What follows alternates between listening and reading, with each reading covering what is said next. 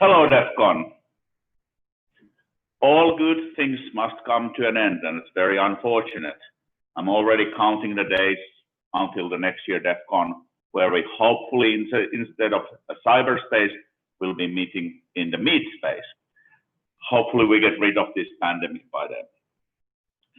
It has been an amazing experience. No one of us had been doing virtual conference of this size before, so it was very hard to know what to expect, how many glitches will happen, etc. I'm surprised by every single mean. We had a few small glitches, but nothing major. Everything has been going smooth, and literally feeling the vibe of the people around you, feeling the tremor on the air when things happen. This has been amazing. I wanted to spend this time to recap a little bit in the numbers what took place in the last 3 days. And some of these numbers just blew my mind. First of all, our speaker track, we had 27 talks. And those 27 talks were followed by an amazing number of people. These numbers are a little bit low end because it doesn't get to people who have been in all the other secondary platforms, but the talks of the first day have been watched over 2,500 individual people. The talks of the second day has been watched so far by 556 people, 956 people. And again, these numbers keep on growing because everything is now available for streaming, and also they will be downloadable from the DEFCON server, so we don't even get to know what the actual numbers at the end of the day will be. The amount of feedback has been amazing. The number of questions, answers, and comments so far has been 1,212. And that is not including emails. It's not including comments which are in YouTube channels, and it's not including the comments which are in Twitch channel. So I would say that probably the real number already today is 1,500, which is amazing. You cannot have a 1,500 questions and comments if we would be in the room having this conversation.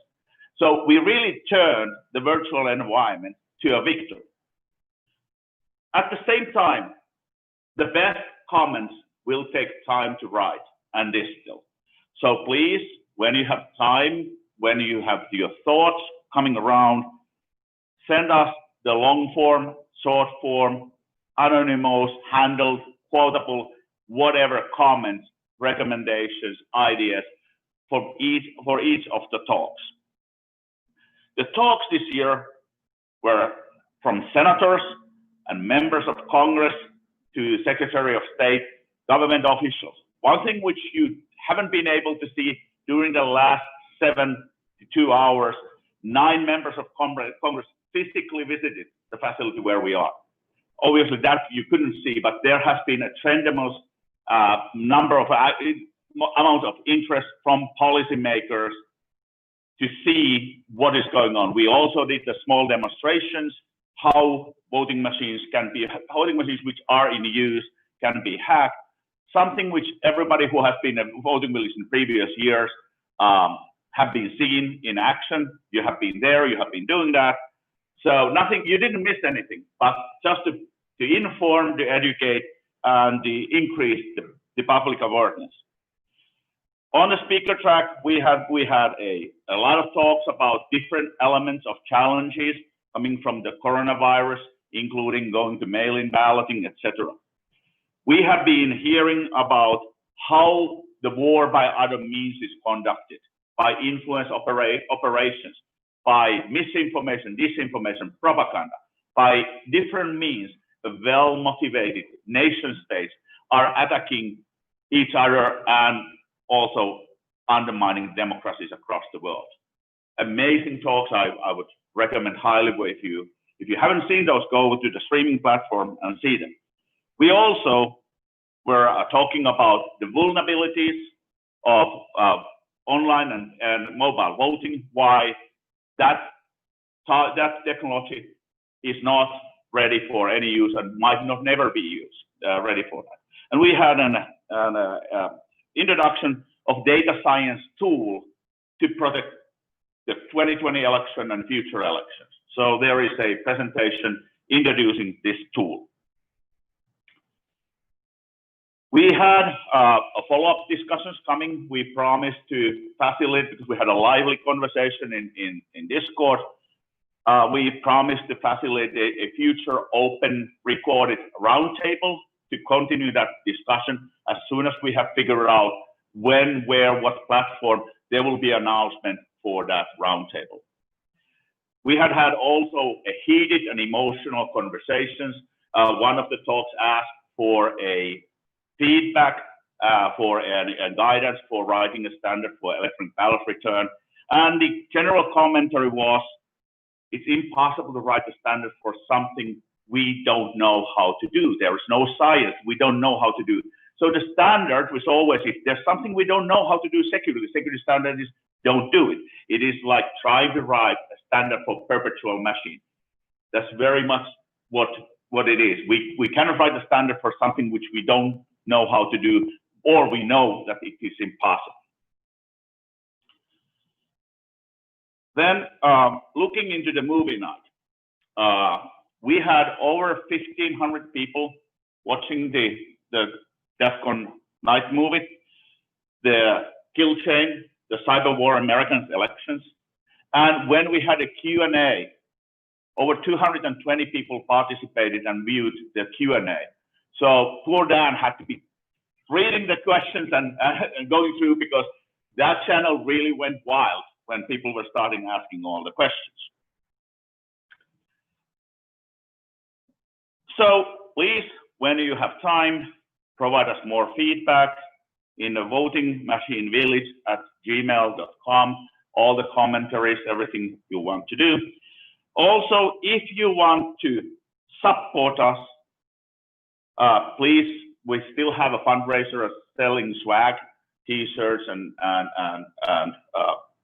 teacups or coffee mugs. That really helps us. We, in this year, you know, we don't have any corporate donations because that's the nature of DEF CON.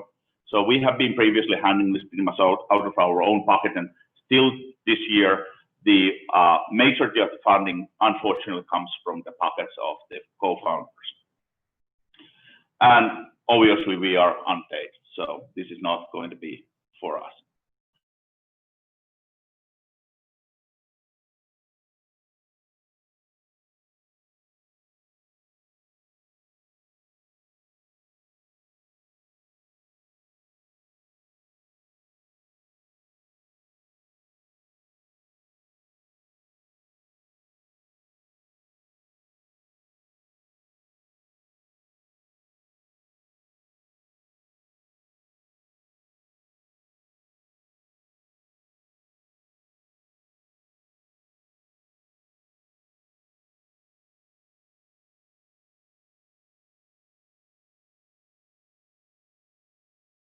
With us in spirit, and we also got the news that he's way better, so he's recovering. So thank God for that. Who else?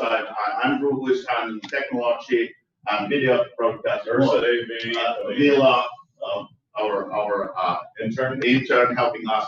If I forget do it just because they're so, I love you all, and so thank you for everything you did. Everybody has been doing, and thank you for all who made this as a part of the conversation possible, because really DEF CON is about the people who come to our villages. You guys are the ones who make the village to work, not us who provide just a room and framework and how an infrastructure around it. Election Integrity? Yeah, Election Integrity Foundation, that's where the donations go. And Election Integrity Foundation is non-profit, which is now finally, after all the legal hurdles, has been set up as the background information supporting the voting village at DEF CON, but also other initiatives, cyber security training, cyber warfare awareness, election security, national security issues around elections, and also trainings for cyber warriors, cyber defenders in defending the elections in the United States, around the world. So we are here to train, educate, and help secure elections in the United States and around the world in democracies. What else? What else I'm forgetting? Encourage people to go and play with the data that we've put out there. Right? Oh yeah. So as part of One Data, there is a data set of 14 million records, which has been put yesterday to a public domain. It's downloadable by the link, which you can find from the schedule. It's on DEF CON server. You can download it. There's no agreements you need to do. Take a look in the data. It's a data set provided to show attacks and possible attacks against a mobile voting software and platform. Take a look into that. If you see something, say something, as Morten Mikko said in HackerOne speech title. We want to know and hear what you have found, and we will obviously share immediately your findings with the votes who provided the data. And again, if you wish that to be shared anonymously, you can share it anonymously through us. CyberSearch? Yes, CyberSearch initiative. So again, starting from the summer and ending into the election, we have a CyberSearch initiative, which is a continuation of the last year's Unhack the Ballot initiative. This is a concentrated effort only for this election. It's a project for that. We will continue the efforts, but this is a concentrated high volume effort where we want to take volunteers who are wanting to help local election officials, wanting to help to secure the elections, be available to answer questions, make judgment calls, do whatever the local election officials need help with, or other election officials. So please volunteer, and if you need help, please let us know what kind of help you need. We are here to make the pairs match. We also have been today contacted already about a possibility that there will be a free tools available. We need to first evaluate if that's something which is useful, but every little thing helps.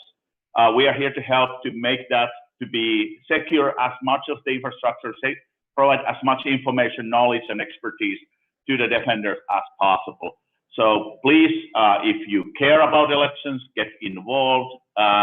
One of the ways really on US elections 2020 to help is to get to the CyberSearch. There's a web form to, as a volunteer, how you do the volunteering.